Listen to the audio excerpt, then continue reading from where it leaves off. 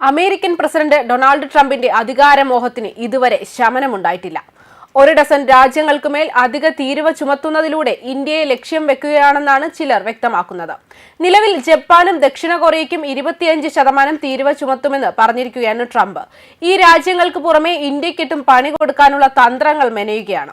മറ്റു രാജ്യങ്ങളിൽ അധിക തീരുവ ചുമത്തുന്നതോടൊപ്പം ഇന്ത്യയെയും ഉൾപ്പെടുത്തി അതിലൂടെ ഇന്ത്യയെ തകർക്കുക എന്ന ലക്ഷ്യമാണ് ട്രംപിനെന്നും ചിലർ അഭിപ്രായപ്പെടുന്നുണ്ട്.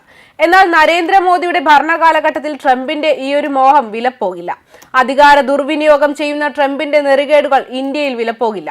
ഒരു ഡസൻ രാജ്യങ്ങൾക്ക് ഇത് സംബന്ധിച്ച് കത്തുകൾ കൈമാറുമെന്ന് ട്രംപ് പറഞ്ഞതിന് പിന്നാലെയാണ് പുതിയ താരിഫ് പ്രഖ്യാപനം.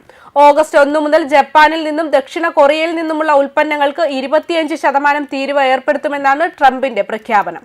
തന്റെ സമൂഹ മാധ്യമ പ്ലാറ്റ്ഫോമായ ട്രൂത്ത് സോഷ്യലിലാണ് US പ്രസിഡന്റ് പുതിയ തീരുമാനം പ്രഖ്യാപിച്ചത്.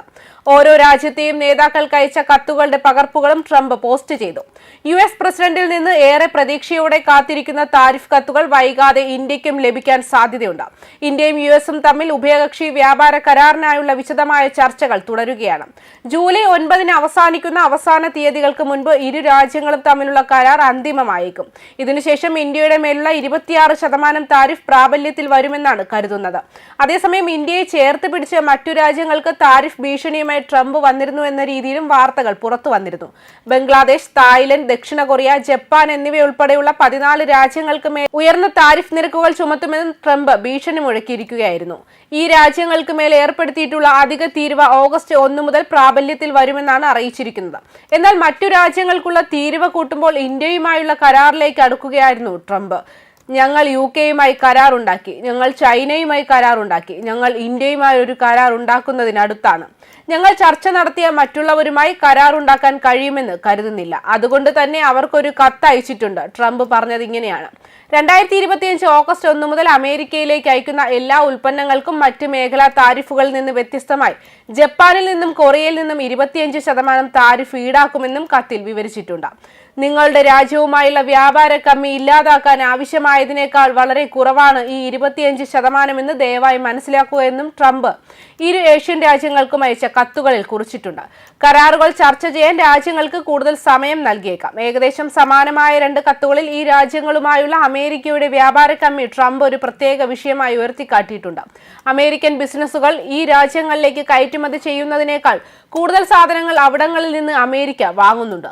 അമേരിക്കൻ ഉൽപ്പന്നങ്ങൾ വിദേശത്ത് വിൽക്കുന്നതിന് തടസ്സമായി കരുതുന്ന മറ്റ് നയങ്ങളോടുള്ള പ്രതികരണമായും ഈ താരിഫുകൾ നിശ്ചയിക്കുമെന്ന് ട്രംപ് വ്യക്തമാക്കി. താരിഫുകൾ ഒഴിവാക്കാൻ ഇരു രാജ്യങ്ങളോടും അമേരിക്കൻ ഉൽപ്പന്നങ്ങൾ നിർമ്മിക്കുന്നതാകും നല്ലതെന്നും പ്രസിഡന്റ് ഉപദേശിച്ചു. US പ്രസിഡന്റ് ഡൊണാൾഡ് ട്രംപ് വീണ്ടും ഇറക്കുമതി താരിഫ് യുദ്ധത്തിന് വഴി തുറന്നതോടെ അവസരം മുതലെടുത്ത് രാജ്യാന്തര സ്വർണ്ണവിലയുടെ തിരിച്ചുകയറ്റം ഇന്നലെ ഔൺസിന് $3,310 നിലവാരത്തിലേക്ക് വീഴുകയും $3,240 കൂപ്പുകുത്തിയേക്കുമെന്നാണ് സൂചന നൽകുകയും ചെയ്തത്. വില ഇന്ന് $3,340 മുകളിലേക്ക് കുതിച്ചുകയറി.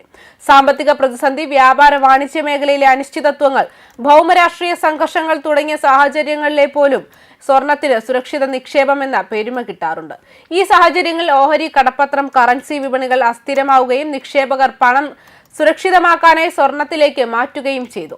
ഗോൾഡ്, ETF പോലുള്ള നിക്ഷേപങ്ങളിലേക്ക് പണമൊഴുക്ക് കൂടുകയും വില കുതിക്കുകയും ചെയ്യും. 14 രാജ്യങ്ങൾക്കുമേൽ ട്രംപ് കനത്ത ഇറക്കുമതി തീരുവ പ്രഖ്യാപിച്ചത് ഇത് സംബന്ധിച്ച് വിട്ടുവീഴ്ചയ്ക്ക് US തയ്യാറല്ലെന്നും സൂചന നൽകുന്നു.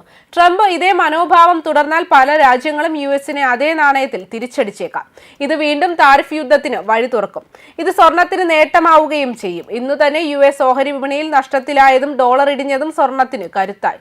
റഷ്യക്കെതിരായ യുദ്ധത്തിനായി യുക്രൈന് കൂടുതൽ ആയുധങ്ങൾ നൽകുന്ന ട്രംപ് ഇന്നലെ പ്രഖ്യാപിച്ചത് US-ഉം റഷ്യയും തമ്മിലെ ബന്ധം കൂടുതൽ വഷളാക്കാൻ വഴിവെച്ചേക്കും.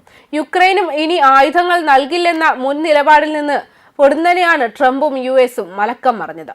ന്യൂസ് ഡെസ്ക് കർമ്മ ന്യൂസ്.